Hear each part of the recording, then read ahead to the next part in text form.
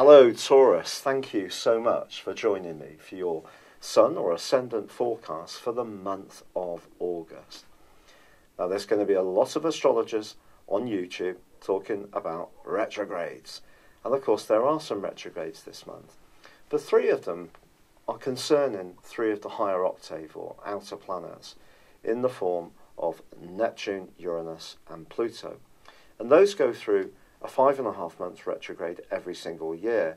So the world's not going to come to an end or a halt because of these retrogrades. I do actually think that Mercury retrograde, which we know can be very potent, could be a factor for you because it's going to see you thinking very carefully about some important emotional issues. But it's not just about Mercury retrograde, it's about the partial solar eclipse of the 11th. It's also about the fact that the North Node is in Leo and itself goes through a period of 3 inversions, or goes back the other way because of course the North Node goes round to the opposite direction of all the other planets. But you know, Mars square Uranus is going to be repeated this month, something that first began in May.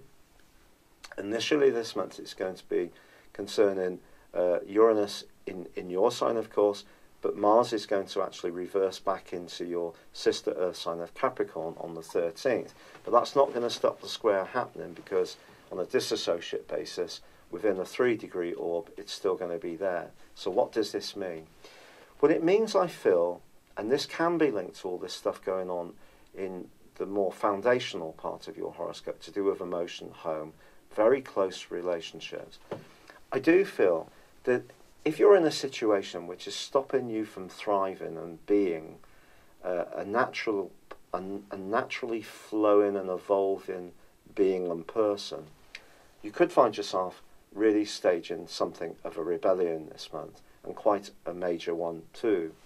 Now this may have been cooking up since the second week of May for you, and possibly there's been sparks and incidents since then, but I really feel that they can hot up this month. Mars for you in the 10th solar house initially is about you being more outspoken and more assertive about what you really feel, particularly if people aren't hearing your needs, which is possible with the Sun, the partial solar eclipse and Mercury retrograde, and of course also the North Node all in Leo. So if you feel that your words are being lost, they're falling on deaf ears, you're kind of a voice in the wilderness, I think Mars's angle with Uranus could see you staging something of a reactionary response, which may even surprise you, particularly if you're someone who is generally a little bit more even-tempered and passive. I don't mean passive in a weak way, but just likes to have peace and tranquility in your life. You may be surprised by how much more strident you can be. But you know, if that happens, Taurus, I think you should be saluting yourself and celebrating the fact. Because this aspect is raking up a deep desire within you to be authentic, to not necessarily just always look towards your responsibilities, whether it's to a partner, your children, paying the mortgage, your colleagues, doing your job. We all have to go through these things, and of course they're all massively important. But if in some way your identity is just being lost in the process, I think that's really what this month is about for you. Not all these retrogrades just per se. It's more about you rethinking who you are, what you need, and being much more assertive about it, particularly to anyone who's really not listening. Now on the 3rd through to the 10th, there is a square that begins between the Sun and also Jupiter. Now, the Sun between square and Jupiter is one of those interesting aspects. It can be challenging, it does have its upsides. You could find yourself being on the end of someone's very kind help. It could be a family member, actually. It could be a real brick and cheer you up with their fortitude. It could be a financial support that they give you. But I think more likely it's just going to be that they listen and they understand where you're coming from. That can be very good.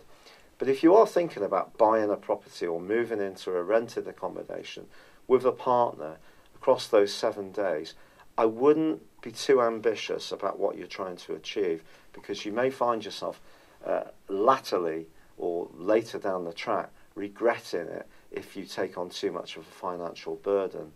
Because Jupiter can kind of make us think that anything's possible. It can make us overconfident.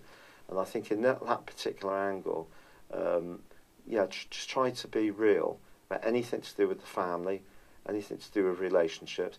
Even if there is someone buzzing around you that you really like and it's quite delightful to have their attention, don't get too swept up with it initially. Now Venus, the planet of love, and of course your ruler, does move out of a superb location for you, and on the 7th moves into a much more practical one. So for the rest of the month you may be thinking, well, what does this mean for me? Is there going to be, sort of very much in it? But Venus moving through Libra is also another of the signs, along with yours, that it rules. So it's just saying to you that diplomacy can still have a place to play, even if someone is being very frustrating and you're really having to beat the drum in order for them to take notice of you. There can be other times when you can be a bit more self-sacrificing, put yourself out for people, whether it's a colleague or a partner or around the domestic scene. But Mars does itself rewinds into the sign of Capricorn. Now that's interesting because for you that's your 9th solar house, and that's about adventurism, independence, escapism in some ways. So you could think about a travel plan, but it won't be until the 27th of this month that Mars finally ends this colossally long retrograde it's gone through, which has been a big feature of this year. And I feel for you, even if you have been asserting yourself more, even if there has been some changes around your professional situation because of it initially being in your 10th house, as it has been in Aquarius, and it's going back into Aquarius, I must tell you that. So it's not going to emerge from this long journey until November. So it's still going to be asking you to think about work, think about assertiveness, think about possessing your talents and making people more aware of your impact. That's still going to be a thing. And it's still going to be in that square with Uranus for the first 3 weeks of this month. Now the pressure might drop off a bit when it goes forwards and comes out of the square. But of course Mercury is itself retrograde until the 18th. It won't come out of shadow until the 2nd of September. So there may still be some things that need to be resolved, talked about, and need to evolve that aren't necessarily going to instantly be sorted for you on the 18th. But what can be hugely helpful to you is the Sun moving into your sister Earth sign of Virgo on the 23rd. It's going to give you a huge boost of extra vitality and enthusiasm. But the full moon obviously opposes the Sun, which occurs on the 26th in Pisces, actually has some very supportive energy coming in the guise of Saturn and Uranus, which are in a great location to each other all month, as is Jupiter and Neptune. And I think these outer planets, despite these retrogrades, are still there nudging you forwards if you're open to it, to be perfectly honest. I think it's just possible on the 26th, on this back of this full moon, that if you are in a romantic relationship which is not working very well, or there's someone in your circle, a friend who tends to sort of be a bit clingy or controlling or wants too much of your time and attention, you may assert yourself a little bit more on the back of that. But then Mars, of course, goes forwards, and I think generally that's going to be helpful. So we can see all these retrogrades as being hugely difficult, or we can see them as opportunities. Now, your opportunity with Mercury may be to rethink things about where you live, how you live there, who with. There could be some stop-starts. If you are looking to move, buy somewhere, you're going through any kind of conveyancing, I'm afraid some frustrations may be in store. We can't get away from the fact that Mercury can be mischievous. What we can do is try to micromanage the processes of communication to ensure that what we can control, we do it in as precise way as possible. Still no guarantees, but I still feel there could be some revelations within the family, within yourself, and I think a lot of it is about you coming into your power this month. So even if there are some bumpy moments and someone around you doesn't like it, if you're trying to shift the status quo, stick with it, Taurus. I want to apologise that this video is produced for you rather late. I'm doing this on the 24th of July, as you may know, I haven't been very well, and that's put me behind, and my energy has been very low. If you have written in and made any comments, I'm extraordinarily grateful for them.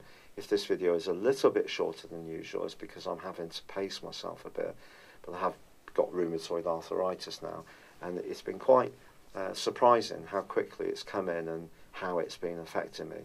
So thank you so much for all your support. It means a fantastic amount, and I really hope that you've gained something from this video valuable, rather than just a constant focus on retrogrades. There's much more finer detail in the month for you than that, and there's opportunities to grow in terms of your emotional being and your role in the world at large. And I'd love it if you would like, comment or subscribe to my channel if you've yet to do so. But for now, good luck and goodbye. Hello, thank you so much for watching my video. I'd love you to join me at my Horoscope Ace app. You can find this at www.horoscope-ace.com. You can use it through Android, iOS, Apple or Facebook. Check out your ascendant or your moon sign, or download your free birth chart. There's all your favourite videos, plus there are daily, weekly, monthly and yearly horoscopes for general, love, Chinese and Indian astrology. If your passion is tarot, there's my brilliant 3-card money or love tarot readings too. And it's all there at www.horoscope-ace.com. Thank you.